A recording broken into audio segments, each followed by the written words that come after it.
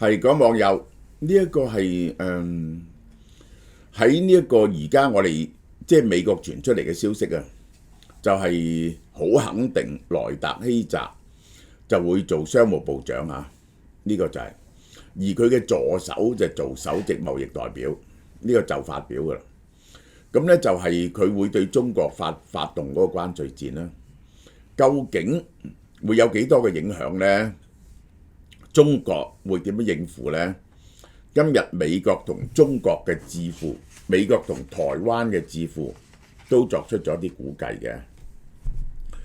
好啦，嗱，我提一提大家嚇，我呢就係再推出呢個喺香港整嘅呢個大煮系列嘅湯包，總準備咗6款。嗱，呢啲呢就係同嗰啲常溫嗰啲唔同，呢個係急凍。急凍呢個味道呢係好啲嘅，其實係嚇，不過當然就唔買得太多啦。呢個就係6款冬天嘅滋補湯水，趕走手腳冰冷，增強抵抗力。大煮系列嘅靚湯呢都係我哋自己煲嘅嚇。懷杞圓肉花膠湯最適合女性。杏仁白肺湯呢係店長推介。響螺慈實鴨腎湯滋陰補腎。紅棗椰子雞湯小朋友啱飲。仲有蟲草花水鴨湯嚇。懷杞螺頭竹絲雞湯，全部500 gram，500 gram 係即係多過1磅啊！咁就係夠3-4個人飲啊，3-4碗嘅，都係有湯渣嘅，入邊有湯渣，全部貨真價實啊！而家全部9折52蚊，快啲買嚟滋補下。好啦，咁究竟喺萊特希澤推出佢而家咧就 circulate 啊？佢係對全世界加20% 關稅，對中國加60至100%。咁其實佢未能出呢，已經有啲人咧就出緊招，我哋就可以估計對中國嘅影響咧就幾大。根本11月14號，美國國會中國問題特別委員會已經提出建議撤銷中國嘅最惠國待遇。嗱，呢個最惠國待遇呢，你其實加入 WTO 呢，就一定要互相有最惠國待遇嘅。咁所以呢，你俾任何一個國家，除非啲好 exceptional， 即係好似優待呢個即係發展中國家係有第2條數嘅，因為嗰啲係第2種。咁呢個就係或者好窮嘅國家有特別嘅優惠。如果唔係呢，你俾任何嘅國家最低嘅關稅，你就要俾個國家，咁呢就叫做最惠國待遇。咁為咗反制呢樣嘢咧，即係得2個 exception， 美國政府有權做，就係301條款，即係話佢傾銷。咁咧你就要作出幾個月嘅調查研究啊，即係之類啲咁嘢先可以頒布嘅，有一定嘅程序。一個咧就 for national security， 上次 Donald Trump 加中國關稅咧就用 national security。好啦，呢個法案建議對非戰略物品，即係譬如運動鞋啊啲咁嘢咧，收35% 嘅重價稅。所有戰略物品，呢個包括咗手機啊、laptop 啊啲咁嘢喎，100% 重價稅。我琴日同我啲網友喺 Clubhouse 同講，你最好咧就係嗰啲喺美國嗰啲，我覺得最大鑊就係嗰啲小電器啊、嗰啲電鑽啊呢啲咁嘅嘢咧，全部係中國買嘅，而喺中國買嗰個價錢咧係比起美國做咧係爭咗10倍嘅。嗱，佢呢個建議35咋嚇？其實而家萊特希澤咧係60，呢個係60，呢個就100咁分嘅。非戰略性就60，戰略性咧就100。終止涵蓋國家嘅低值貨品待遇啊！小額郵包要報關。嗱，呢個係攞命嘅，對邊個攞命呢？對輸煙尤其是攞命。即係一件衫你寄入去100幾蚊美金、200蚊美金。咁樣呢，就係唔需要報關，唔需要來源證啊！咁呢個就唔需要關稅。咁其實呢，淨係報關啊，你嘅手續費都要50蚊美金。我係即係去美國問過個識 logistics 嘅網友啊，而且呢，一報關你話加盟呢大鑊啦，隨時話你係即係新疆棉嚇，唔俾你入口。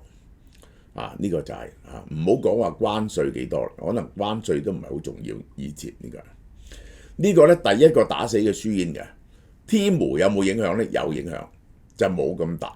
輸煙係完全靠直寄入去美國嘅。呢個 TIMU 咧就有一半咧就係用貨櫃運去美國，然後 distribute 嘅。呢個係1997年之後，美國給予中國最惠國待遇，但係每年都持續嘅。每年持續咧就同人權掛鈎嘅。嗰陣時咧就要釋放一啲人，咁咧我就俾繼續。咁結果咧，克林頓政府將佢轉為永久性嘅。嗱，呢個咧係要國會批准嘅。呢啲咧係國際條約，要國會批准嘅。到咗2000年，美國國會投票俾中國永久正常貿易關係，所以中國可以加入世貿。我攞唔到呢個係入唔到世貿嘅。我最記得克林頓嗰陣時嗰篇演講咧就話，即係而家我哋有個機會令呢一個咁龐大嘅國家可以加入世界嘅秩序，即係 join 我哋呢個會，呢個就係咁令到佢哋嘅人民同我哋嘅人民嘅生活都有所改善。我哋係要掌握呢個機會。嗰陣時佢係咁去 sell。參議員魯比奧、Cotton 同霍利提出喺9月就提出終止最惠國待遇，要求5年內將戰略商品關稅提高100%。佢哋5年內而家唔係，而家我講俾你聽，負責任地講俾你聽。2日內就會宣佈幾時開始實行呢？好快實行，我唔知道技術上幾快可以實行，因為 Donald Trump 點解要咁快實行呢？至多1年內就已經實施晒對中國提出60% 同100% 嘅關稅，因為佢需要嗰筆錢嚟到減稅，呢個減稅持續佢嘅減稅計劃同埋減稅俾公司。如果唔係咧，佢計唔掂嗰條數，個赤字太大咧，共和黨人唔制嘅。呢個法案所產生嘅關稅收入，呢個就係當時魯比奧嘅建議，將用於協助中國潛在報復而受傷嘅農民同製造商。即係點呢？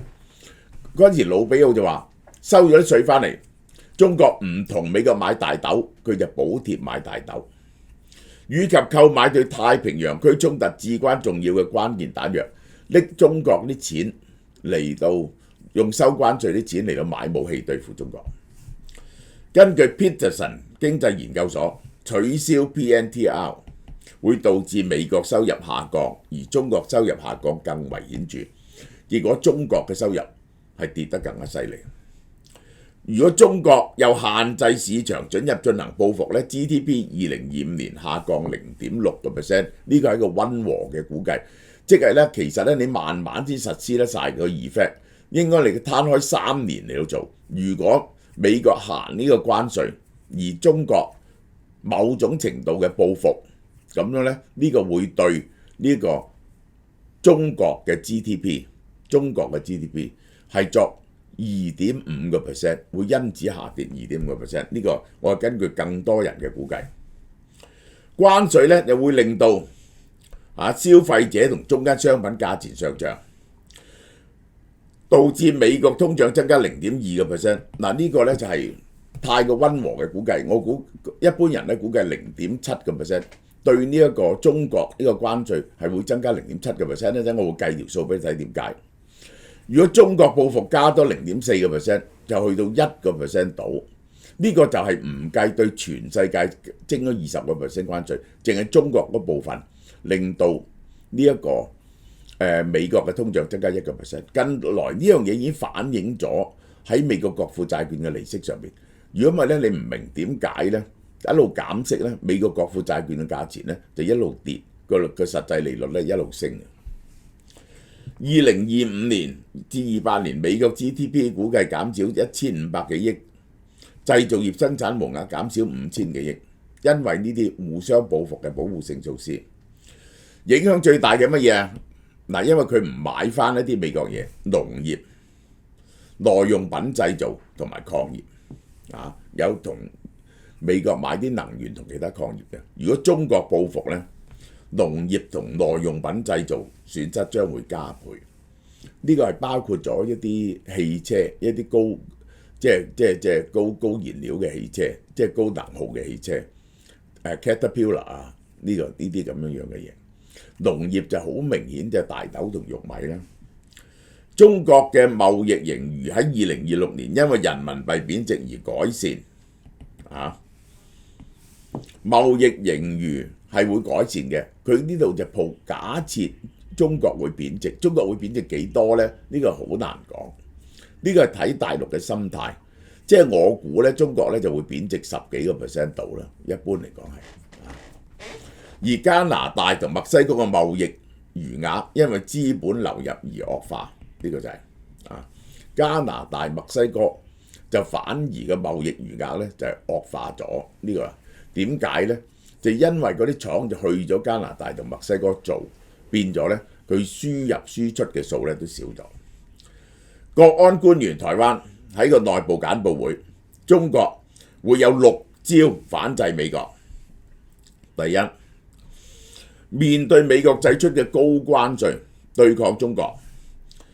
喂，呢個中國亦都會對歐美產品提翻關稅，但提關稅冇意思，即係你唔買美國嘅豬肉，唔買美國嘅大豆，即係唔買美國嘅大豆咧，全世界冇得買嘅。呢個係好啦，可能採用行政措施，呢個就係我擔心嘅啦，包括查稅、指控侵權、告你侵犯知識版權，你老母你蘋果抄華為嘅啦，違反國安法。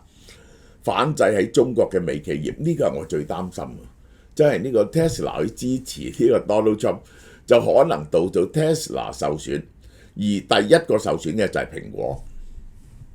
第二，可能由多邊之名，包括以利益驅促嘅南方國家，透過呢個國家操作國際組織，反向實施對美國嘅制裁。嗱，佢係講緊乜嘢呢？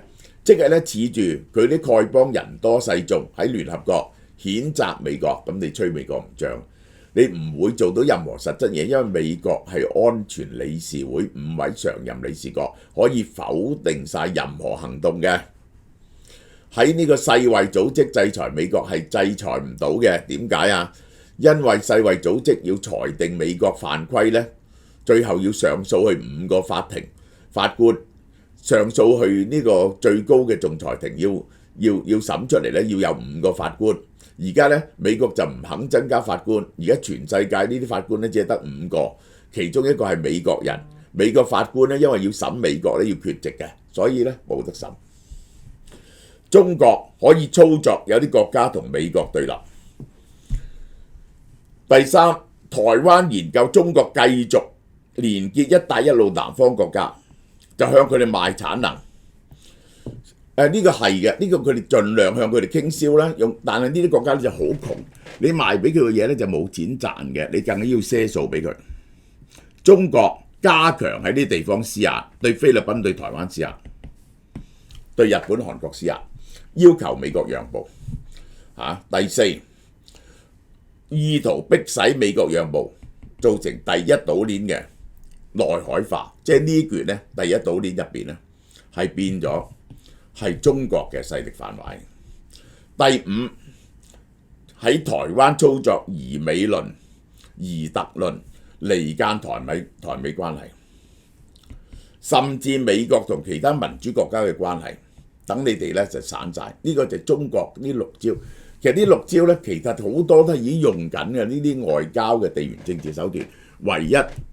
我話俾你聽，中國可以操作嘅，除咗加關稅之外，2種手段。第一，中國持有壟斷性而美國唔能夠迅速生產嘅嘢，制裁美國及其盟邦及台灣。譬如係呢一個稀土呢個永磁鐵呢個鋰啊呢啲咁樣嘅嘢，呢個石墨嘅提煉嘅電極啊。仲有呢個維他命同埋抗生素，中國將會強化同呢啲國家嘅關係，對民主國家進行包抄，但係冇意思。中國佔咗世界上嘅 GDP 嘅17%，俄羅斯佔得2%，伊朗同埋朝鮮炒埋都得0.幾個%。策動佢哋去喺中東發動攻擊，喺伊朗同巴基斯坦策動中東南亞，等你個分神呢一個係又喺歐洲搞事叫俄羅斯，等你冇精神對付中國。呢個第6招，呢個係中國已經喺度做緊同俄羅斯嘅潛在貿易戰做好準備。大家睇住呢條數啊！北京大學全球合作與理解研究主席，中國嘗試傾，如果談判失敗就打。傾係冇得傾嘅 ，Donald Trump 根本唔會同你傾。即係嗰啲人成日都話 Donald Trump 係做生意，只係攞啲籌碼。我想問你 ，Donald Trump 想同你傾乜嘢呢？係冇嘢好傾。唔通回到 Donald Trump 會傾叫你承認台灣，即係唔好打台灣咩？呢個係 Donald Trump 都唔 care 呢啲嘢都。Donald Trump 嘅眼中就係中國係喺度侵略緊美國嘅利益，中國係喺度想搶美國嘅霸權地位。呢個係典型嘅用地緣政治、現實政治嚟睇嘅修昔底斯陷阱。呢個係只有呢個爭奪世界霸權，只有你死我活嘅啫。呢個就係中國制定反外國制裁法，可以反制翻人哋。佢整立個不可靠實體清單已經有好多個國家咧就喺呢度㗎啦。呢個就係譬如話最近對美國最大嘅無人機製造商 Skydio 制裁，唔准中國企業向佢提供零件。因為點解咧？呢啲咁嘅無人機嘅零件最大嘅製造商就係喺中國，因為有大疆。大疆係雄霸晒所有嘅商業呢個無人機嘅製造，於是佢嘅零件係好平嘅，你唔買佢咧係好難做嘅。呢個係威脅將 PVH、Calvin Klein、Tommy Hilfiger 列入不可靠清單。呢個威脅美國嘅品牌。好啦。Control Risk 諮詢公司中國分析主管話，好多人低估咗北京可能對美國利益造成嘅損害。我哋睇睇北京能夠對美國造成嘅損害，就係最大嘅可能，就係對美國公司造成制裁。而美國公司第2把交椅嘅蘋果，就係佢嘅產能係80%來自中國。第11嘅 Tesla。佢係40%嘅產能來自中國，45%嘅貨喺中國賣嘅。呢個只係冰山一角啊！仲有好多公司嘅，即係譬如 Procter and Gamble 喺中國賺錢啦 ，Starbucks 喺中國賺錢啦，咁就仲有一啲化學醫療產品啲咁嘅嘢啲藥啲咁嘢都喺中國咧，都係賺錢嘅。吉爾霍姆話俾客戶聽，你認為你將地緣政治風險同美中貿易戰嘅風險考慮咗入去，事實並非如此。當中美全面脱歐後，因為互相報復脱歐後，呢個係雙方都會流血嘅。喺過去嗰幾十年，中美變咗一個貿易體，互相啲血管係連住嘅，好似個連體掛鷹咁。你將佢 cut 開，雙方都流血嘅。呢個我講俾大家聽，呢個 Donald Trump 做嘅嘢呢，用啲咁急劇嘅措施呢，就係急速用手術刀切開中國同埋美國。呢一個拜登所做嘅嘢呢，就係用嘢去紮嗰啲血管，慢慢等啲血管萎縮，而係令佢分離。咁樣呢，雙方都係冇咁痛苦。拜登係希望等中國慢慢謝，美國受嘅損傷唔會咁大。呢個係不戰而屈人之兵。Donald Trump 嘅政策咧就認為咧就係殺死中國咧就好緊要，殺人1000情願自損600。拜登唔想自損600。中國加速其技術資源供應鏈，自己猛喺做呢啲嘢，半導體呢啲咁樣嘅嘢，希望可以抵禦美國制裁，同時擴大同非美國盟友嘅貿易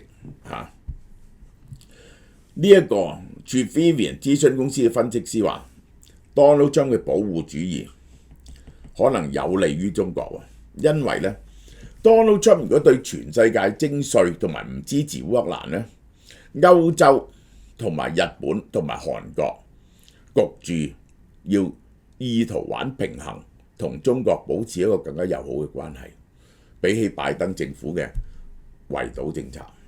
一個要求匿名嘅美國貿易。北京一直好謹慎，唔用佢箭袋入邊嘅箭，因為咧，如果同美國同埋太過敵意嘅話咧，外國人咧唔肯去投資，但係逼到佢走入絕路嗰時咧，隻狗係會咬翻一口嘅。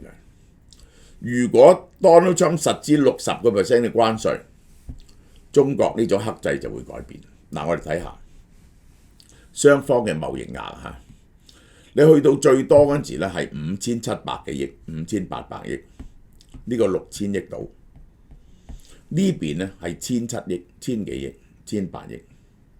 所以如果互相加關稅嗰時咧，係對呢6000億加關稅。如果平均係加60% 關稅，即係平均要加70% 關稅，6000億係咧係4000億，加4000億關稅，4000億加4000億關稅，4000億係美國嘅 GDP 係嘅幾多咧？嗱，呢個加咗，咁咧就係我都話咧有幾種可能嘅。佢係介乎全面變成通脹，或者一部分變成通脹，係 depend on 幾個 factor。第一，呢啲產品係咪第二個國家可以生產嘅，可以 replace？佢 replace 翻嚟嘅性價比，究竟價錢平咗啊，還是係啲嘢差咗，還是翻去美國做？翻去美國做咧就會貴幾多？呢啲 factor 咧全部考慮在內。但係4000億就係美國嘅 GDP 美國23億、24億 GDP 嘅 1.5%， 全面實施將會為美國通脹帶嚟 1.5% 嘅通脹。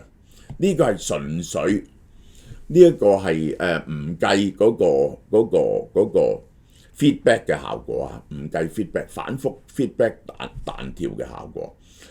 如果加 1.5% 咧，就係咪會點燃起個通脹掉頭升咧？而家個通脹係2點幾、3點幾個 percent， 如果加0.5咧，聯儲局已經要加息，唔能夠減息。好啦，全球貿易額總出口3380億，總進口2550幾億，呢個就係。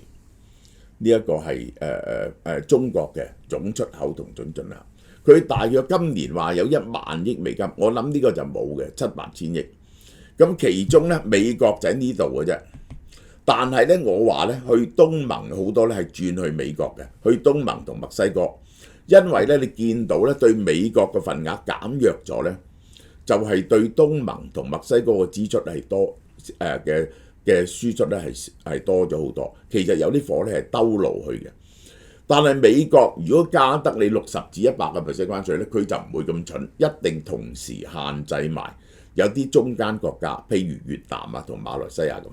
好啦，我另外講一 part 啦，全國美國如果收全球20% 關稅咧，又係4000至5000億，咁咧佢又係構成咗 1.8%， 兩樣嘢咧加埋咧就係 3.6%。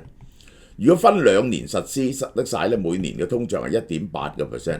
如果加而家 2.7% 嘅通脹咧，個通脹變咗 4.5%。呢個咧聯儲局冇辦法唔加息嘅，呢個就係個現實嘅狀況。好嘛？榴蓮咧有果黃嘅美譽，100% 樹上熟馬來西亞直送 Freshness Mart 盒裝榴蓮肉，不含防腐劑，唔使開殼，想食解凍就得。全城狂歡8折優惠，黑刺榴蓮400 gram 原價300蚊，折後240；貓山王400 gram 原價260蚊，折後208。D24 紅蝦竹腳 D88 都係134個4。呢6款一直係香港人熱愛嘅榴蓮品種，由即日起到11月30號售完即止，只限門市。